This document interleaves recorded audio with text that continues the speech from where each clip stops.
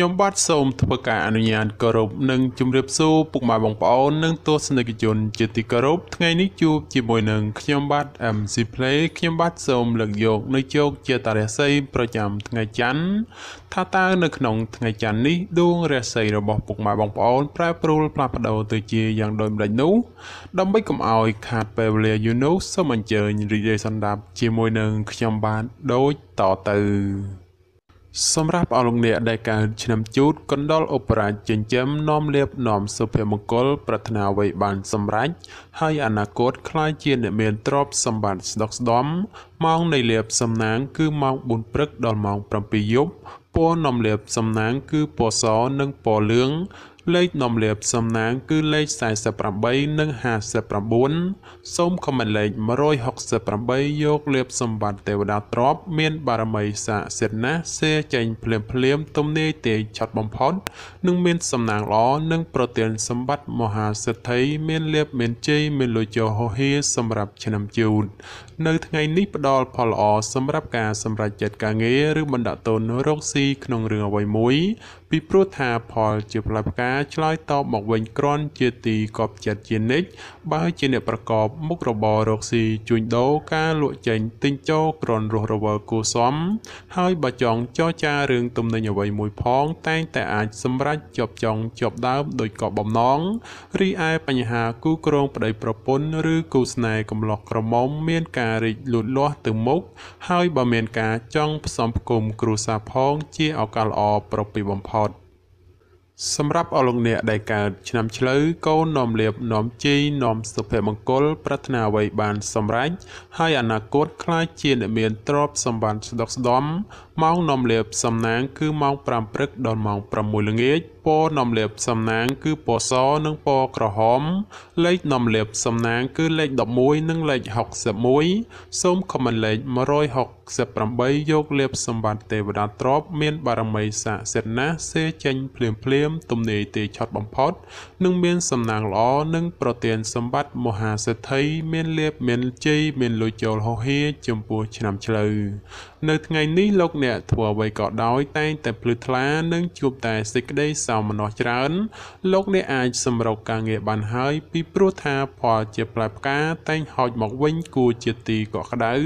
ចំណែកបើជាអ្នកប្រកបមុខរបររកស៊ីជួញដូរអាចតេទៀងអតិថិជនចាស់ឬក៏អតិថិជនថ្មីឲ្យចូលមកបានគួរជាទីកប់ចិត្តជាពិសេសបើចង់ផ្លាស់ប្ដូរមុខរបរថ្មីតែងតែអាចសមដោយប្រកបជានិច្ចសម្រាប់ការធ្វើដំណើរទីជិតឆ្ងាយជួបភាពសុខដុមទាំងពេលទៅនិងពេលត្រឡប់មកវិញរីឯសេចក្តីស្នេហាកំឡោះក្រមុំមានភាពផ្អែមល្ហែមនិងមានការចម្រើនលូតលាស់ទៅមុខជានិច្ចសម្រាប់អស់លោកអ្នកដែលកើតឆ្នាំខាលខ្លាសិទ្ធិចិញ្ចឹមមានប្រាជ្ញាឆ្លាតវៃមានគំនិតភ្លឺថ្លាហើយអនាគតក្លាយជាអ្នកមានអំណាចនិងទ្រព្យសម្បត្តិស្ដុកស្ដម្ភម៉ោងនាំលៀបសំណាងគឺម៉ោង5ព្រឹកដល់ម៉ោង7យប់ពណ៌នាំលៀបសំណាងគឺពណ៌សនិងពណ៌ផ្កាឈូកលេខនាំលៀបសំណាងគឺលេខ21និងលេខ82សូមខមមិនលេខ168យកលៀបសម្បត្តិទេវតាទ្រព្យមានបារមីស័ក្តិសិទ្ធិណាស់សេចេញភ្លាមទំនាយទេឆាត់បំផុតនិងមានសំណាងល្អនិងប្រទានសម្បត្តិមហាសិទ្ធិមានលៀបមានជ័យមានលុយចូលហោហៀចំពោះឆ្នាំខាលនៅថ្ងៃនេះដួងរាសីឡើងខ្ពស់ដូចនេះលោកអ្នកអាចសម្រុកការងារពេញទីបានហើយពីព្រោះថាផលល្អកំពុងរងចាំ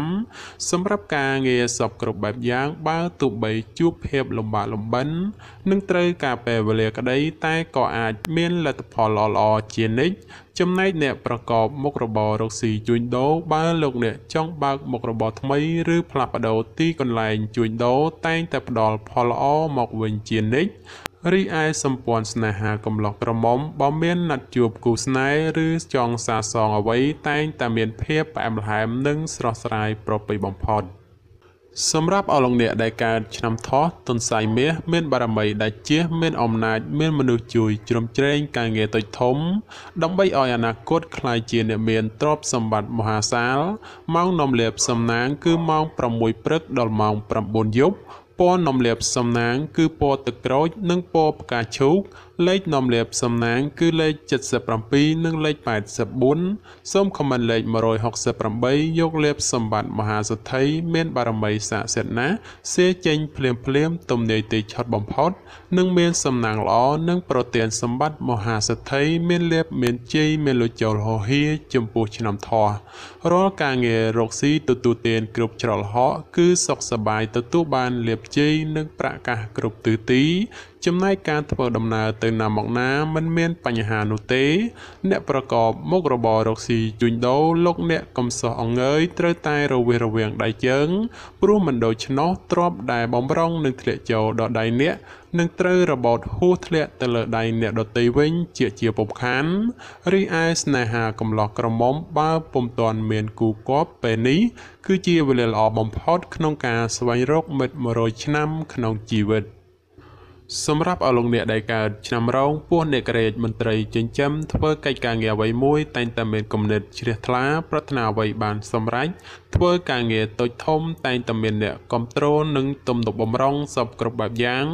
ម៉ោងនាំលាភសំណាងគឺម៉ោង7ព្រឹកដល់ម៉ោង9យប់ពណ៌នាំលាភសំណាងគឺពណ៌បៃតងនិងពណ៌ក្រហម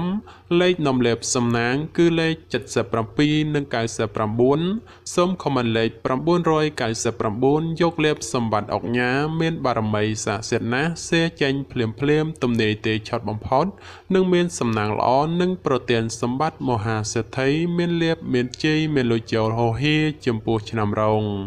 នៅថ្ងៃនេះលោកអ្នកអាចទទួលដំណឹងល្អឬមានអ្វីមួយចូលមកឲ្យសប្បាយចិត្តចំពោះអ្នកប្រកបមុខរបររកស៊ីជួញដូរលាភដែលធ្លាប់តែបាល់ហួសឬក៏ហោះរំលងពេលនេះអាចឆោងចាប់បានខ្លះវិញហើយសម្រាប់ការធ្វើដំណើរទីជិតឆ្ងាយជួបភាពសុខដុមទាំងពេលទៅនិងពេលត្រឡប់មកវិញរីឯសេចក្តីស្នេហាកំឡោះក្រមុំឬមេម៉ាយពោះម៉ាយក្តីបើលោកអ្នកចង់ផ្សំគុំគ្រួសារឬរៀបអាពាហ៍ពិពាហ៍តែងតែសម្រេចជោគជ័យដោយក៏បំណងសម្រាប់អស់លោកអ្នកដែលកើតឆ្នាំម្សាញ់ពោះទេវតាចិញ្ចឹមមានលាភមានជ័យមានមនុស្សជាច្រើននាំគ្នាស្រឡាញ់រាប់អានសាទរម៉ោងនាំលាភសំណាងគឺម៉ោង7ព្រឹកដល់ម៉ោង7យប់ពណ៌នាំលាភសំណាងគឺពណ៌បៃតងនិងពណ៌ក្រហមលេខនាំលាភសំណាងគឺលេខ69និងលេខ99សូមខមមិនលេខ168យកលាភសម្បត្តិអភិជនលុយរយលាន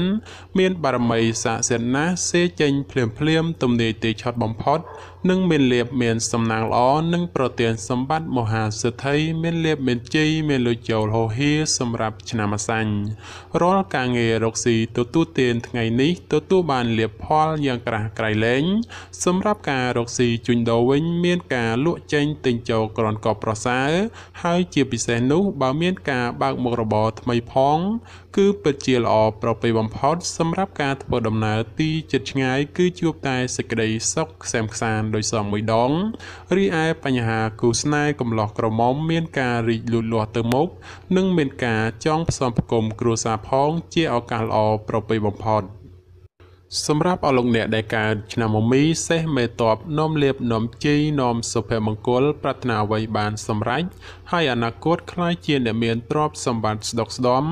ម៉ោងនាំលាភសំណាងគឺម៉ោង4ព្រឹកដល់ម៉ោង7យប់ពណ៌នាំលាភសំណាងគឺពណ៌បៃតងនិងពណ៌ក្រហមលេខនាំលាភសំណាងគឺលេខ69និងលេខ99សូមខមមិនលេខ999យកលាភសម្បត្តិទេវតាទ្រព្យមានបារមីស័ក្តិសិទ្ធិណាស់សេចេញភ្លាមទំនាយទេឆុតបំផុតនិងមានសំណាងល្អនិងប្រទានសម្បត្តិមហាសេដ្ឋីមានលាភមានជ័យមានលុយចូលហោហៀចំពោះឆ្នាំមមីនៅថ្ងៃនេះបើទោះបីធ្វើអ្វីក៏ដោយតែងតែមានការជឿនលឿនទៅមុខម្លោះហើយរាល់កិច្ចការងារបើសម្រុកធ្វើតែងតែជោគជ័យត្រឡប់មកវិញសម្រាប់អ្នកប្រកបមុខរបររកស៊ីជួញដូរវិញឃើញថាទាំងការជួញទីជិតឆ្ងាយមានភាពលំនឹងល្អពោលគឺមិនមានអ្វីប្រែប្រួលដូចជាទីគាត់សម្គាល់ទេគឺដោយសមមួយដងសម្រាប់ការធ្វើដំណើរទីជិតឆ្ងាយមានភាពប្រទាំងប្រទើសនិងបញ្ហារត់ចូលច្រើនក៏បីមានការប្រុងប្រយ័ត្នប្រយែងរីឯសេចក្តីស្នេហាប្រុសស្រីព្រោះតែពេលនេះមានរឿងរ៉ាវចូលមកកកផ្លូវចិត្តធ្វើឲ្យកើតមានការប្រទាំងប្រទើគ្នាច្រើន សម្រាប់អលងអ្នកដែលកើតឆ្នាំមមេពពែមាសមានបារមីដែលជាឈ្នះអមេសត្រូវប្រាថ្នាអ្វីបានសម្រេចនឹងអនាគតក្លាយជាមហាសិទ្ធិគេហបតីឬក៏គេហបតីជាន់ខ្ពស់សម្រាប់ម៉ោងនំលាបសំណាងគឺម៉ោង5ព្រឹកដល់ម៉ោង7យប់ពណ៌នំលាបសំណាងគឺពណ៌ខ្មៅនិងពណ៌ស្វាយលេខនំលាបសំណាងគឺលេខ19និងលេខ29សូមខមមិនលេខ555យកលេបសម្បត្តិអ្នកមានជាន់ខ្ពស់មានបារមីសាសិទ្ធណាស់សេចេញភ្លាមទំនេរទេឆត់បំផុតនិងមានសំណាងល្អនិងប្រទានសម្បត្តិមហាសេដ្ឋីមានលេបមានជ័យមានលុយចូលហោហៀចំពោះឆ្នាំមមេនៅថ្ងៃនេះបើទោះបីធ្វើអ្វីក៏ដោយលោកអ្នកតែងតែមានការប្រុងប្រយ័ត្នប្រយែងនិងគិតគូរឲ្យបានគ្រប់ជ្រុងជ្រោយពីព្រោះថាផលលំបាកងាយនឹងធ្លាក់មកត្រូវរែកប៉ុណ្ណាសម្រាប់អ្នកប្រកបមុខរបររកស៊ីជួញដូរការជួញទីជិតឆ្ងាយក្នុងថ្ងៃនេះមានភាពប្រទែងប្រទែងច្រើននិងជាពិសេសឲ្យប្រយ័ត្នមានការចំនួនវិវាទកើតឡើងសម្រាប់ការធ្វើដំណើរទីជិតឆ្ងាយពុំសូវមានសុវត្ថិភាពទេជាពិសេសប្រយ័ត្នប្រយែងក្រុមមនុស្សយាយីឈ្នានីសដោយប្រការណាមួយរីឯបញ្ហាសេចក្តីស្នេហាកំឡោះក្រមុំគប្បីយកភាពចាញ់ឈ្នះដាក់ក្នុងចិត្តច្រើនពេកបើពុំនោះទេនឹងកើតមានភាពរកាំរកោសឥតឈប់ឈរឡើយសម្រាប់អលងអ្នកដែលកើតឆ្នាំវោកស្វាមន្ត្រីចិញ្ចឹមនាំលៀបនាំជ័យនាំសុភមង្គលប្រាថ្នាអ្វីបានសម្រេចហើយអនាគតខ្លាចជាអ្នកមានទ្រព្យសម្បត្តិស្ដុកស្ដំម៉ោងនាំលៀបសំណាងគឺម៉ោង5ព្រឹកដល់ម៉ោង6ល្ងាចពណ៌នំលាបសំណាងគឺពណ៌ខ្មៅនិងពណ៌សលេខនំលាបសំណាងគឺលេខ01និងលេខ69សូមខមមិនលេខ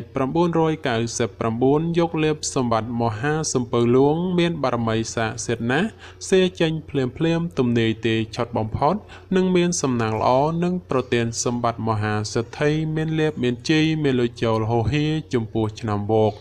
នៅថ្ងៃនេះដំណើរជីវិតរបស់អស់លោកអ្នកភ្លឺថ្លាហើយធ្វើអ្វីក៏តែងតែមានភាពសុខដុម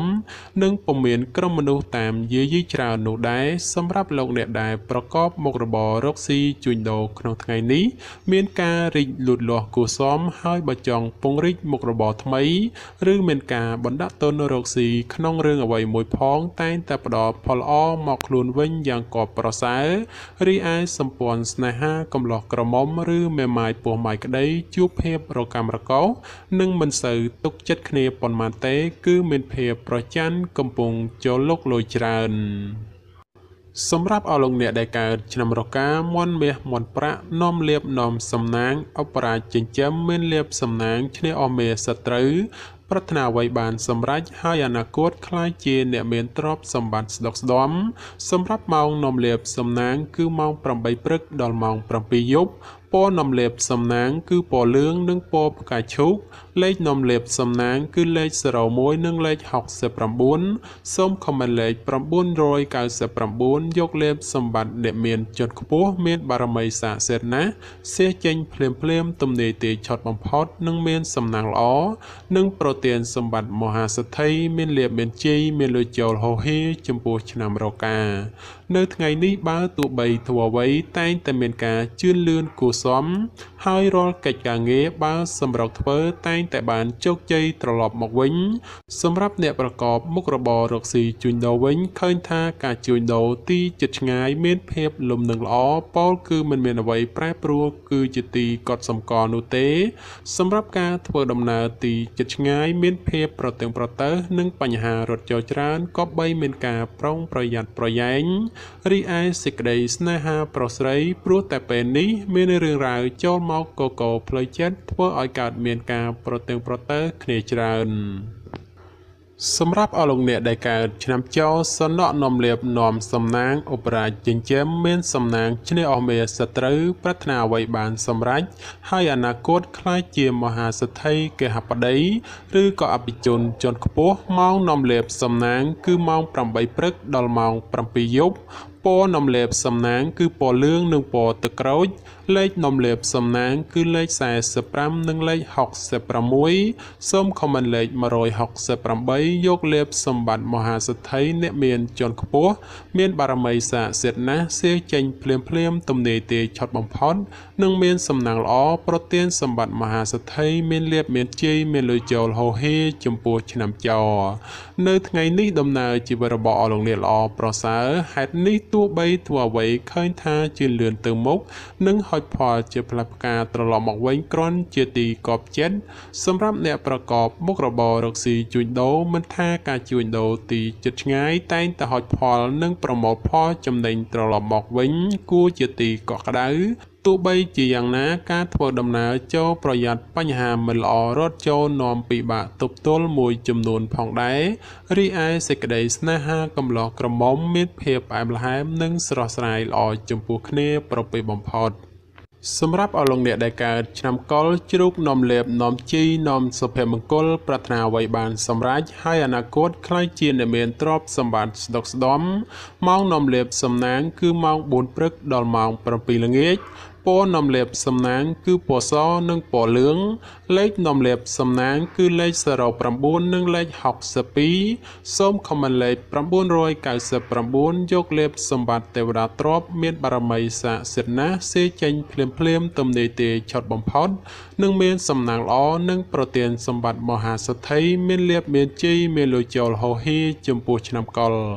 ក្នុងថ្ងៃនេះទោះលោកអ្នកប្រកបកិច្ចការងារអ្វីក៏ដោយក៏អាចចាប់ផ្ដើមពេញដៃពេញជើងបានហើយចំពោះបញ្ហាការងារប្រកាស